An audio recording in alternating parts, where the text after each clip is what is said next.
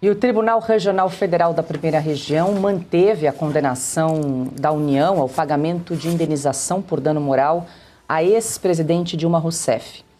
O valor fixado é de R$400 mil, relativo à suposta perseguição política durante o governo militar. A decisão ainda pode ser contestada por meio de recurso. Além da indenização, o tribunal determinou o pagamento de uma reparação econômica mensal, permanente e continuada.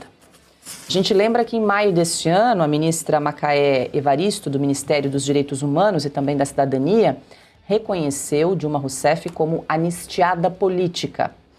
Em razão desse fato, foi autorizado o pagamento de uma indenização em parcela única no valor de R$100 mil, que é o limite previsto para esse tipo de caso. Augusto, você já escreveu também sobre as 4 bolsas ditadura, isso que a ex-presidente Dilma Rousseff recebe. E ela consegue mais uma, né? A União, é isso aí? É uma indenização, na verdade. Uma indenização, ninguém sabe. Ela recebe bolsa ditadura de São Paulo, em Minas, no Rio e no Rio Grande do Sul. 4. Ela ganha quanto no banco? 300 mil por mês, fora as mordomias. Aí começou, o que eu falei, o Brasil é o país das oportunidades. A ex-assaltante de banco hoje é presidente de banco.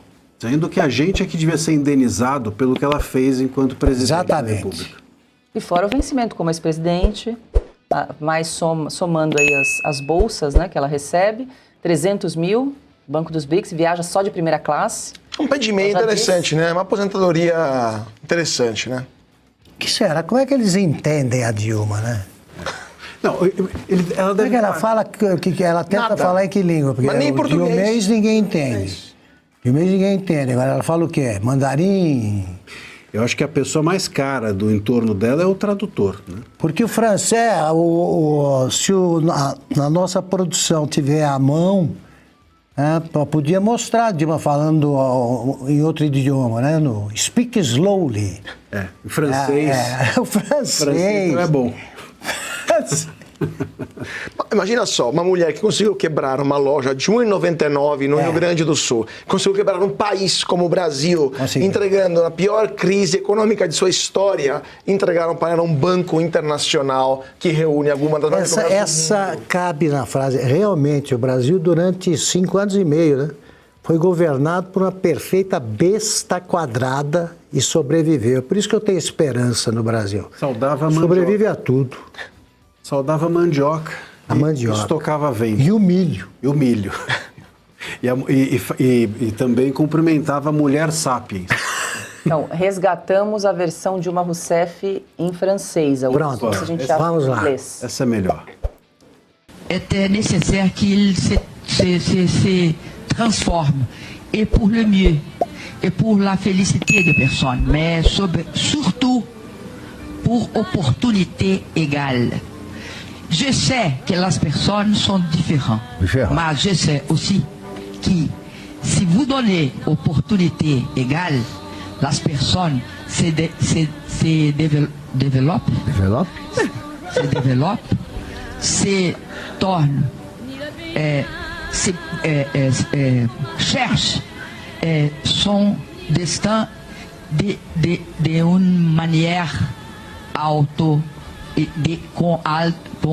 avec autoestime. Thanks a lot. I'm sorry, it's going to be in English. Matthew Lee, Inner City Press. You sort of addressed If you speak slowly, Okay. I understand very well. Very good. Madam President, Brazil's INDC includes a commitment of reducing greenhouse gas emissions by 37% by 2015. I don't understand. Pronto, nos emendamos a versão francês Meu Deus. e a versão em inglês de Dilma Rousseff recebendo uma bolada. E o pior é em português, que a gente nem colocou, né? Pois é, as pessoas assistem. Dilmês. Estudar acompanhando uma pessoa dessas, hein? Hoje ganhando praticamente R$500 mil por mês. Mais. Somando tudo. E o negócio também, o mistério que me intriga é o que será que dizia em linguagem de Libras a tradutora. Aquela menina que sofria, ela olhava para ela e fazia algum sinal, né? Que será que ela dizia? Uma vez eu encontrei num debate e tal, estava lá uma pessoa que se apresentou, estava lançando um livro, se apresentou como um dos tradutores da Dilma. Eu olhei para ele estava mesmo abatido, era uma pessoa sofrida pelo tempo. Realmente não deve ter sido uma tarefa fácil, não. É como os intérpretes do Lula, né? Que será que ele falou, o intérprete, quando ele, na Jordânia, dizia assim, no Brasil é muito simples, é turco e judeu. Quer dizer, você fala para ele Império Otomano, ele vai achar que o otomano é algum jogador de futebol, do Ceará e tal. Se você traduz literalmente, o presidente é linchado, com motivos, pela história. Aliás, podia ter sido uma ideia boa do tradutor, traduzir literalmente. Eu estou procurando tradutor. Os tradutores dos presidentes, esses são fonte. Bom, e vamos seguir aqui porque foi publicado no Diário Oficial da União de hoje o decreto do indulto de Natal assinado pelo presidente Lula. A medida concede perdão de pena a presos que cumpram critérios legais específicos. Ele que escolheu os colegas? Pois é, agora condenados por crimes contra o Estado Democrático de Direito, aqueles ligados à ação da suposta trama do golpe, ficaram de fora do benefício. A gente lembra, o indulto natalino é um ato discricionário do presidente da República, editado por decreto ao fim de cada ano, e quem se enquadra, então, nas regras tem a pena extinta e pode ser libertado desde que cumpra os requisitos definidos na legislação. Bom, de bandido ele entende, né? Não sei como é que ele escolheu, mas para isso ele dispensa assessores. Pois é, Marcília, todo ano, né, tem esse indulto de Natal ali, são alguns critérios que são utilizados, tem algumas condenações, por exemplo, né? Não, uma boa, assim, um ladrão indultando os presos, mas como é que pode, né? É duro manter seriedade, né? Difícil. Tratando desses casos. Mas ele trata com seriedade. Todo ano ele vai lá, caneta o decreto. Sim, ele conhece os colegas. E deixa de fora ali os manifestantes que estão presos já há bastante tempo. E de impunidade também ele entende, né? Entende. Porque, afinal de contas, foi o que o levou ao cargo que hoje ele ocupa, exatamente a impunidade, né? Senão ele estaria, talvez agora, sendo indultado, né? E não indultando. Agora, essa questão do indulto, né, precisa ser revista, porque nós estamos aí soltando com esses decretos, etc., bandidos que não voltam nunca mais.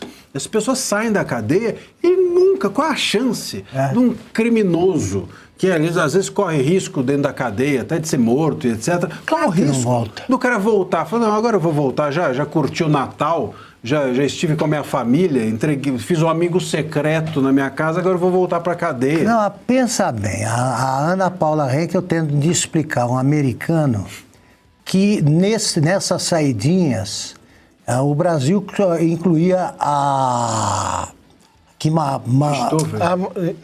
Suzane von Richthofen. Suzane Richthofen, que mandou matar os pais. Ela saía no Dia dos Pais, saía no Dia das Mães.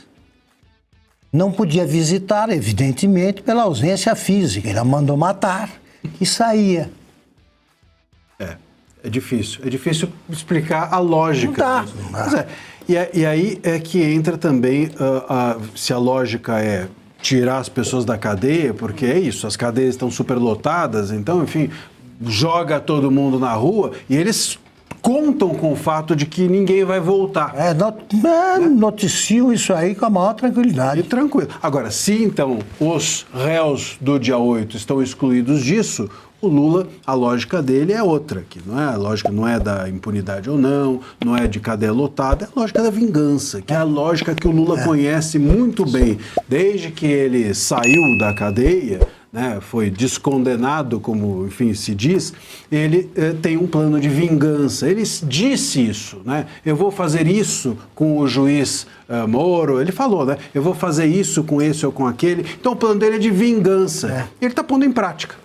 Bom, já que a gente está falando de indulto, a gente vai trazer uma atualização sobre o caso do Daniel Silveira, esse que recebeu a graça presidencial do ex-presidente Jair Bolsonaro e que foi anulado pelo Supremo Tribunal Federal. Numa decisão inconstitucional. Pois é, porque o ministro Alexandre de Moraes, então, flexibilizou o recolhimento domiciliar de Daniel Silveira para que o ex-deputado possa participar da formatura da filha em Petrópolis, no Rio de Janeiro.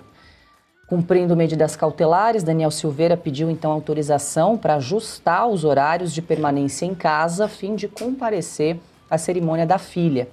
Segundo Moraes, a flexibilização é admitida quando o pedido envolve, entre aspas, natureza familiar, relevante e singular, desde que não haja risco à execução penal.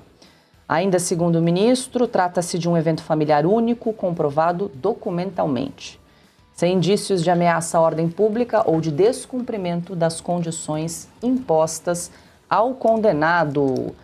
Cauti, caso aí de Daniel Silveira, que a gente tem acompanhado há bastante tempo, a gente sempre reforça aqui, recebeu a graça presidencial, mas teve aí esse ato, né, discricionário do presidente da República anulado pelo Supremo Tribunal Federal. Não, e lembramos o porquê Daniel Silveira, porque passou todo aquele tempo que a gente até esqueceu por que Daniel Silveira foi preso. Por uma postagem nas redes sociais. Daniel Silveira, durante o seu mandato... Possíveis crimes contra a honra. Exatamente, possíveis crimes contra a honra, mas ele era deputado federal, ou seja, ele era imune a qualquer tipo de ação contra falas que ele realizou durante o seu mandato, e mesmo assim ele foi preso, mas a infâmia não está apenas nesta decisão da Corte Suprema, do Supremo Tribunal Federal, é na Câmara dos Deputados que chancelou esta prisão, ou seja, é uma marca de infâmia que vai permanecer para as próximas décadas no legislativo brasileiro, que se omitiu de fazer aquilo que está previsto na lei, ou seja, analisar e rejeitar esse tipo de abusos e de avanços por parte do Supremo Tribunal Federal, e entregou um deputado para esta situação, essa prisão que perdura há quanto mais? 5, 6 anos, basicamente, que o Daniel Silveira está nessa situação de prisão ou domiciliar, ou preventiva, ou agora também, né, ou até preso, né, dentro de presídios mesmo. Bloqueou a conta bancária da filha dessa menina, de criança, o Moraes. Ele fez o possível para acabar com a vida do Daniel Silveira, que felizmente está... Há pouco tempo eu conversei com ele por telefone e me pareceu em bom estado mental. E vamos lembrar que... É um homem forte, né? Que inclusive o Daniel Silveira foi impedido de trabalhar pelo Moraes. Quer dizer... É que é aquilo, agora ele sai para a formatura da filha, a gente fala, bom, então o Moraes cedeu. Nada disso. O Moraes tem torturado o Daniel Silveira ao longo desses anos todos. Né? E não só o Daniel Silveira, mas o Daniel Silveira, aliás, foi um dos perseguidos preferenciais. Exatamente. Ele tem a lista, né? Na cabeça, o cabeça da lista é o Bolsonaro, mas tem uma lista longa ali de pessoas que ele persegue diuturnamente. Eu lembrei de uma entrevista que o nosso repórter Christian Costa fez com o Daniel Silveira. Ele foi a Petrópolis justamente conversar com o ex-deputado. Não sei se a gente consegue reproduzir aqui na tela, mas está lá na edição 297. Inclusive o título da entrevista é "Eu só vou voltar a viver quando estiver realmente livre". Porque, claro, tem uma série ali de medidas cautelares, né, que... enfim, impõe uma série de regras e restrições, claro, como essa de pedir autorização para participar da formatura da própria filha, mas acho que foi a primeira entrevista que ele concedeu a um veículo de imprensa, tá aí, depois que agora está cumprindo, né, pena em casa, enfim, já está em regime semiaberto, trabalhando, mas é uma entrevista aí bem completa, realizada pelo nosso repórter. A Oeste acompanhou o calvário dele permanentemente. Exato. Eu pergunto o que fez a imprensa estatizada. E eu me pergunto, desculpa, Paulo, me pergunto se os ministros do Supremo querem levar adiante um código de ética, de autorregulamentação, sendo que eles violaram a Constituição no artigo 53, nesse caso, eles vão se autorregulamentar nesse tipo de situações, vão ter um código de ética também em caso de abusos como esse, ou vai ser apenas, de novo, perfumaria para inglês ver? Mas por isso que o código de ética precisa, é aquele do Capistrano, é bem de um artigo. Todo ministro está obrigado a ter vergonha na cara. Pronto, revogam-se as disposições em contrário. Não ia sobrar um, né? É isso aí, nenhum.